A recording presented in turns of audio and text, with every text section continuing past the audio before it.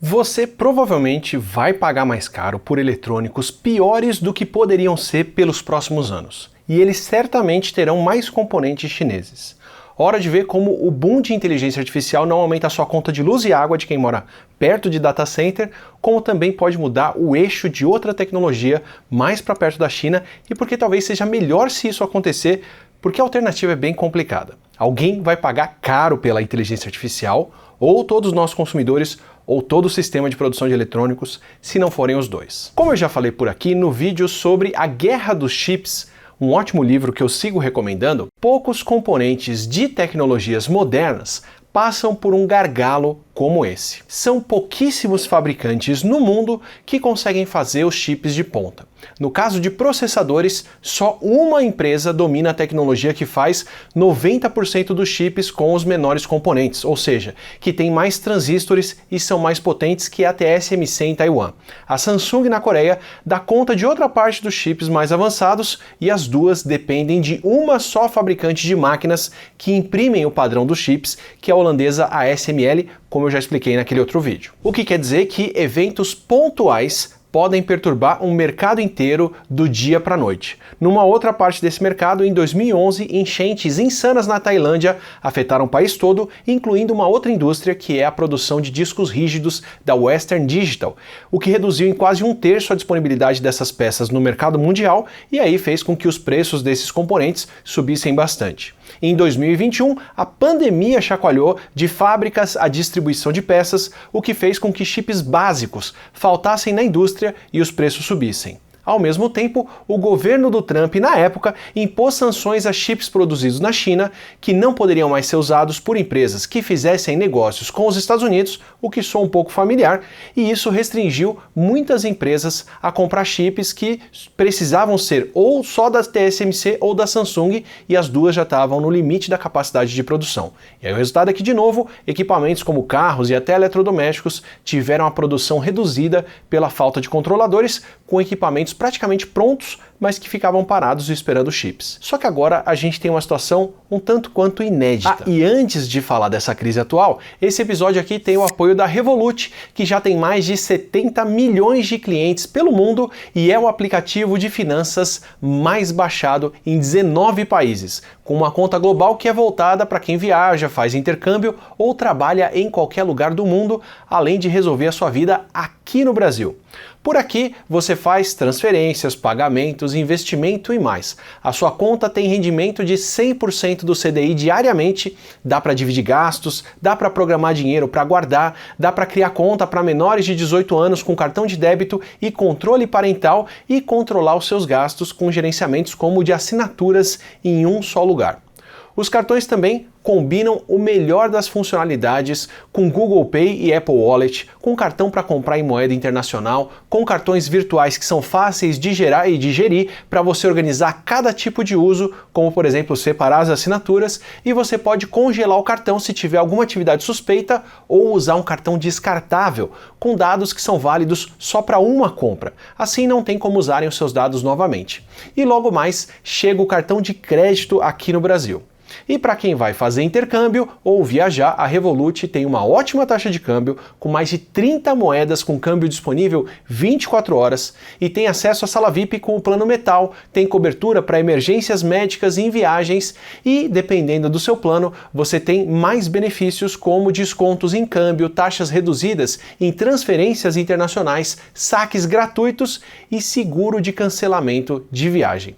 Aproveita que, se você abrir a sua conta Revolut pelo meu link no Saiba Mais ou com o QR Code que está aqui na tela, você recebe R$100 de cashback quando fizer R$100 em compras no cartão de débito da Revolut. Você gasta 100 e ganha 100 e dá para gastar em qualquer uma das mais de 30 moedas disponíveis no aplicativo. Aproveita que a promoção é por tempo limitado. Agora, ao invés de um problema de fornecimento ou só de fornecimento, também temos um problema de uma demanda muito maior e muito concentrada. Com o boom de construção de data centers pelo mundo, para a inteligência artificial, projetado pelas Big Tech, são mais de 600 bilhões de dólares em investimento prometidos para 2026, ou 3 trilhões de dólares até 2030, números não querem dizer mais nada, e essa cadeia de produção concentrada em poucos locais simplesmente não dá conta desse surto coletivo, desse investimento num futuro promissor. Esses servidores todos precisam de processadores específicos que são desenvolvidos para rodar redes neurais e outros algoritmos de aprendizado de máquina que são usados pela inteligência artificial. São processadores feitos quase que exclusivamente para a Nvidia, que já se tornou a empresa com o maior valor de mercado do mundo, algo entre 4 e 5 bilhões de dólares no final de 2025, a depender do humor do dia. Esses processadores custam uma fortuna e consomem bastante recurso básico, que são os wafers de silício onde os circuitos são impressos. E também precisam de muita memória e de armazenamento muito rápido, capaz de ler e escrever a informação o mais rápido possível. O tipo de armazenamento e memória de ponta que demandam mais componentes do que peças que consumidores comuns como eu e você podem usar, e que poucos fabricantes no mundo podem fazer. No caso da memória RAM, 3 grandes empresas dominam a grande parte do mercado global e o desenvolvimento de novas tecnologias. São a Micron nos Estados Unidos, a Samsung e a SK Hynix na Coreia do Sul. No caso do armazenamento, a japonesa Kioxia também aparece entre elas. Com tanta demanda e com esse gargalo de poucos fabricantes, uma hora o previsível aconteceu, que são as 5 ou 6 grandes investidoras em data centers basicamente comprarem a produção mundial de componentes dos próximos anos. A OpenAI sozinha fez um acordo com a Samsung e a SK Hynix, combinando a compra de 40% da produção mundial de componentes de ponta para a memória RAM pelos próximos anos, para suprir a demanda pelos servidores que devem forrar o projeto Stargate e talvez sabotar competidores. Google, Amazon, Meta e Microsoft fizeram acordos de compra com a Micron, onde, segundo a Reuters, vão comprar tudo o que estiver disponível o mais rápido possível, independente de preço. O resultado é que até 70% dos chips de memória mais avançados devem ser usados só por data centers em 2026. E o mercado de memórias é escolado o suficiente com ciclos de alta e baixa de preços para não se entregar a uma demanda tão repentina. Ainda mais quando, em ciclos passados, as empresas colaboraram para formar um cartel que garantia preços altos de memória, como a Micron admitiu em 2003, como a Samsung admitiu em 2005, em 2018 as 3 maiores foram de novo acusadas de formação de cartel para aumentar preços e em 2021 de novo. Mas agora é diferente. Agora elas estão sendo praticamente forçadas a aumentar preços e produção e não estão dando conta. As fabricantes coreanas anunciaram que estão aumentando o investimento em infraestrutura, mas é um investimento de longo prazo. Alguns só começam a acontecer em alguns anos e não é um crescimento de produção que segue todo o crescimento de demanda. De maneira que, pelo menos pelos próximos meses ou anos, a previsão é que faltem componentes, enquanto o lucro dessas empresas bate recorde atrás de recorde pela alta de preços. Quase triplicaram esses preços ao longo de 2025, inclusive. Ao mesmo tempo, elas estão concentrando a produção que já existe nos componentes de valor mais alto agregado. Tanto que a própria Micron já anunciou que vai tirar do mercado a sua marca para consumidores finais, que é a Crucial, e vai focar só na produção de componentes para servidores que as Big Tech estão comprando de olhos fechados pelo preço que vier. Pode ser ruim para quem joga, mas as ações deles subiram bem, em linha com o que acontece com quem compra o discurso de inteligência artificial, pelo menos por enquanto, e eles ainda conseguem verba pública do governo dos Estados Unidos para a construção de data centers por lá. O resultado é que não só as memórias RAM e o armazenamento estão ficando mais caros, como eletrônicos de todo tipo que usam essas memórias ou que usam os componentes que não serão fabricados para dar prioridade para fazer essas memórias também vão encarecer, em um efeito cascata que deve balançar o mercado, segundo especialistas. Em novembro de 2025, a HP anunciou demissões e disse que deve aumentar os preços dos seus computadores por causa do preço dos pentes de memória. Em dezembro, a Raspberry Pi também postou que vai aumentar o preço dos seus componentes. Mais ou menos por aí, Dell, Lenovo e Asus também anunciaram, com o chefe de operações da Dell comentando que nunca viu o preço de componentes crescer nessa taxa atual. Por aqui no Brasil, a gente também deve ver os efeitos segundo a Samsung. Além de computadores, eletrônicos como TVs também devem ter aumento de preços, enquanto em outros produtos, como os carros, onde o preço de chips não afeta tanto o preço final, a falta de suprimentos pode atrasar a produção de uma forma parecida com o que a gente viu acontecer na pandemia. Um aumento de preço que deve continuar até mais de 2028, até a construção de mais capacidade de produção. Isso se essa não for uma crise ainda maior e mais longa de uma década, como alguns preveem. O mesmo deve acontecer com fabricantes de celulares, como a Xiaomi, que dependem muito de componentes externos e vão ter que escolher entre aumentar o preço ou reduzir a capacidade dos seus aparelhos pelos próximos anos, com menos memória, menos armazenamento, com chips e memórias mais lentos e por aí vai. Especialmente nos modelos intermediários, onde a maior parte do preço final do aparelho depende do custo dos componentes. Inclusive, é bem possível que lançamentos futuros foquem mais nos aparelhos de topo de linha, que são aqueles que são mais caros e bancam a compra de peças priorizadas. Até a Apple, que é a empresa que tem a maior margem de lucro entre smartphones e é uma das maiores compradoras de componentes eletrônicos do mundo e tem o poder de levantar ou derrubar fabricantes, deve pagar mais pelo que vai comprar.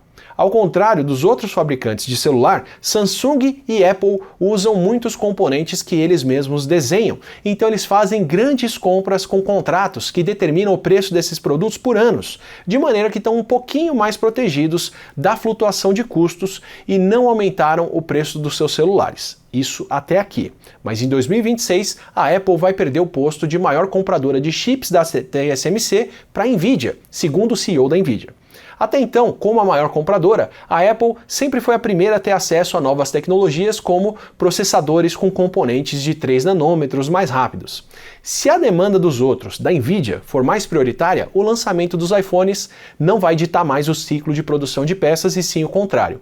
Então não estranhe se novos aparelhos da Apple começarem a sair com uma outra frequência ou em outro ciclo. E se isso pode acontecer com ela, também deve acontecer com outras marcas que fazem componentes como a AMD, Intel e Qualcomm, que também dependem da TSMC para chips mais avançados. E aí segue a cascata de preços e de falta de produtos para outros segmentos. A gente vai pagar mais por menos por um bom tempo, a não ser que um outro player de produção de chips aumente a sua participação, o que deve acontecer e mudar muita coisa. Porque até aqui eu deixei de fora dessa discussão de fabricantes de chips as companhias chinesas, como a YMTC, que é uma das maiores fabricantes de memória NAND ou NAND do mundo, e a CXMT, que é a quarta maior produtora de memória RAM, por enquanto.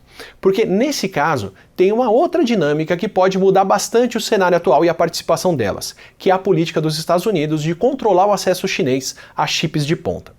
Como eu já expliquei no vídeo sobre a guerra dos chips, a hegemonia de produção de processadores de ponta garante também hegemonia em outras áreas, como a área militar. E assim como a China usa o seu controle de terras raras, os Estados Unidos usam o seu controle da produção de equipamentos que produzem chips de ponta para impedir o acesso deles pela China. O que em parte agrava os aumentos de preço atuais, já que tem alguns anos que fabricantes como a Samsung pararam de fornecer equipamento usado e um tanto ultrapassado para marcas chinesas fazerem mais barato, o que reduz a capacidade mundial de produção de peças baratas. Mesmo assim, o bloqueio não é completamente efetivo. Essas duas empresas simbolizam bem o momento atual e o que está em jogo por conta dessa guerra toda. As duas foram fundadas em 2016 com o esforço do governo chinês de conseguir a soberania da produção de chips e participar da competição global por essas peças. E em menos de 10 anos, elas conseguiram produzir e refinar essa produção a ponto de concorrer mundialmente. A CXMT, por exemplo, já está produzindo chips de memória com tamanhos dentro do que os Estados Unidos tentavam impedir, encurtando o atraso de desenvolvimento dela em relação às líderes para alguns anos só, com direito a atalhos, claro, no caminho, como comprar as patentes de um fabricante que faliu e outros tipos de atalhos, como os funcionários da Samsung que foram presos e acusados de repassar informações confidenciais da produção de chips de memória para a CXMT.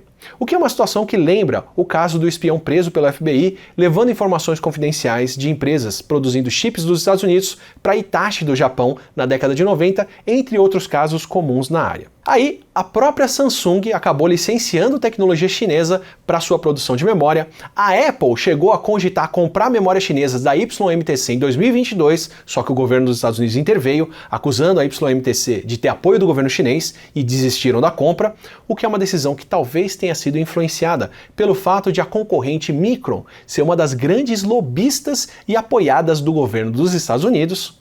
Só que agora, com a demanda e os preços mais altos do que nunca, e com o desinteresse dos maiores fabricantes do mundo de memória em atender o mercado de consumidor final, sobrou para fabricantes de computadores como Acer, Dell, HP e Asus mirar nos chips chineses daqui para frente. E as duas fabricantes chinesas estão correndo para dar conta de suprir esse aumento todo de demanda e estão investindo agressivamente na capacidade de produção, indo na direção contrária dos fabricantes dos Estados Unidos e da Coreia do Sul. As marcas chinesas veem o apelo de produzir algo em demanda e algo desejado pelo mundo todo no momento desses, principalmente quando a demanda de consumidores como eu e você não está sendo atendida pelas marcas tradicionais.